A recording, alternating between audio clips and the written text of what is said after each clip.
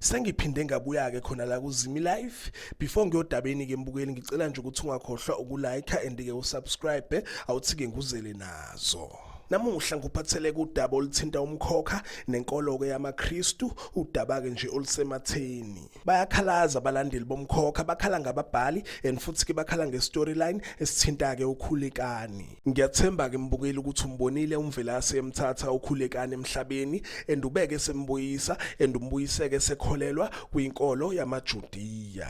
Before nalokho ke kuze kwenzeke uMvelase belokho ebhizi emvakashela ukhulekani emtshela khona ukuthi ke isipho sakhe usebenzisa endaweni erongi. Siyamazi kukhulekani bekumuntu okade ke kholelwa kwinkolo kaKristu and bengazwani nenkolo yakubo and beseqalile futhi enza imangaliso esiza abantu esebenzisa yona inkolo ke kaKristu. Kunephathi ke kaMvelase benaye ke lapha ukhulekani ngenkathi ke uMvelase emthathile ukhulekani eshice kakhulu kabalandeli bomkhokha especially ke laba abakholelwa kakhulu kuKristu. Kule phathi ke uMvelase usuke etshela ukhulekani ukuthi ke indlela kayikhethile ayinakukhanya.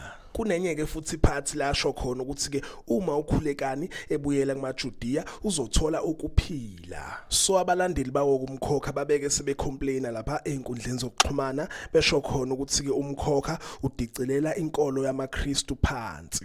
Bakhulume nje into eziningi ezahlukahlukene bekhombisa khona ukuthi ke abeneme ngestoryline sawo ke umkhokha. Ungakhomenta ke lapho ezantsi mbukeli ungitshela ukuthi ke wena ucabangani ngayo ke le ndaba yawo umkhokha nenkolo ke yamaKristu. Before ngivaleke mbukeli sibonile ukuthi ingane zakhe uMvelase okuwusiphamandla naye ke lapha ukhulekani ukuthi ke banesiphiwo and lesiphiwo ke basiphwa nguye ke lapha uMvelase obviously ke njengoba bapha uzofuna ukuthi ke basebenzise lapha ngaphansi kwamaJudiya. Okuyinto ke understandekayo ukuthi ke naye uMvelase ebelwela inkolo yakhe yamaJudiya. Kodwa ke la edide khona ke wonke umuntu la esethi ke uMvelase lendlela ukukhulekani akade ke ihamba ayinakukhanya.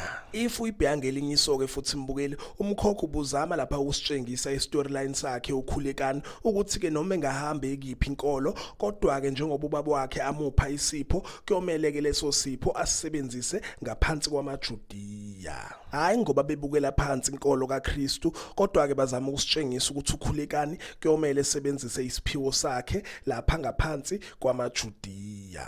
Iphela lapha ke mbukeli ngicela nje ukuthi ungakhohlwa ukulike and ke usubscribe ake ngithi ke danke ngiyazibongela.